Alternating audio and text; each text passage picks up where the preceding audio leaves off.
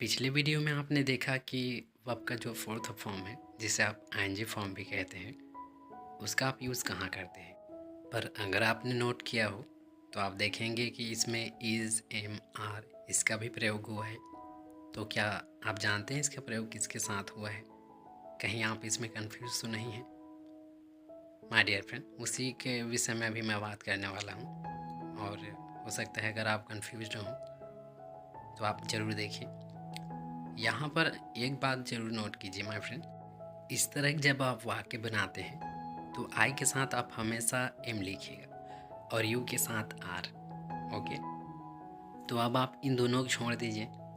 फिर बाकी आप ये देखिएगा, अगर आप किसी एक व्यक्ति या जीव जंतु के बारे में बात कर रहे हैं तो आप इज का इस्तेमाल कीजिएगा। और जब आप एक से अधिक व्यक्ति या फिर जीव जंतु के बारे में आप बात करते हैं तो आप आर का इस्तेमाल कीजिए। ओके, क्या आप इतना याद रख सकेंगे? पहला वाक्य देखिए, मैं जा रहा हूँ, तो आपने लिखा आई, तो आप जानते हैं कि बाद आपको लिखना होता है एम आई के साथ, तो आई एम लिखा आपने। दूसरा देखिए, वह आ रही है, तो वह किसी एक लड़की की बात है, कहने का मतलब है किसी एक व्यक्ति की बात की जा रही है, तो आपने लिखा सी के बाद इज, सी इज। बच्चे खेल रहे हैं, तीसरा देखिए, द चिल्ड्रन आर, तो यहाँ पर आपने आर क्यों लिखा? क्योंकि बच्चे एक से अधिक हैं। पांचवें में आपने इज लिखा क्योंकि आप अपने किसी एक भाई की बात कर रहे हैं। छठवां देखिए, मेरी माँ खाना पका रही है, तो यहाँ पर आपकी माँ एक व्यक्ति है, तो यहाँ पर आपने लिखा is, my mother is. Okay. सातवां देखिए, पिताजी बुला रहे हैं, तो यहाँ पर भी किसी एक व्यक्ति की बात की जा रही है, इसलिए आपने फादर के बाद लिखा इज, फादर इज कॉलिंग। आठवां देखिए, हम पढ़ रहे हैं, यहाँ पर हम क्या है?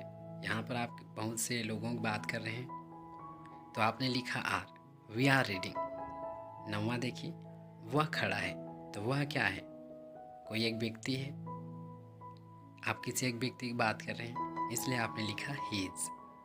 ओके।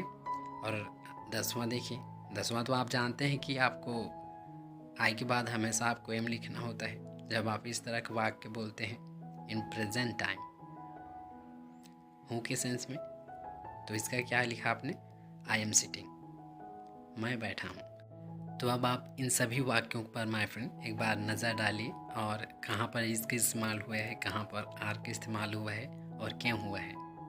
इसे अगर आप समझ गए तो आप इज एम आर को समझ गए हैं और आगे आपको दिक्कत नहीं होगी। और इसलिए आपसे कहा जाता है माय फ्रेंड कि आप बना करके भी देखिए, इससे आपको पता चलेगा कि आप समझ रहे हैं कि नहीं। और हाँ, कोई कन्फ्यूज़न है तो आप पूछ सकते हैं माय फ्रेंड, कमेंट बॉक्स में आप लिख सकते हैं। So thank you for watching. मिलते हैं फिर किसी अगली वीडियो में।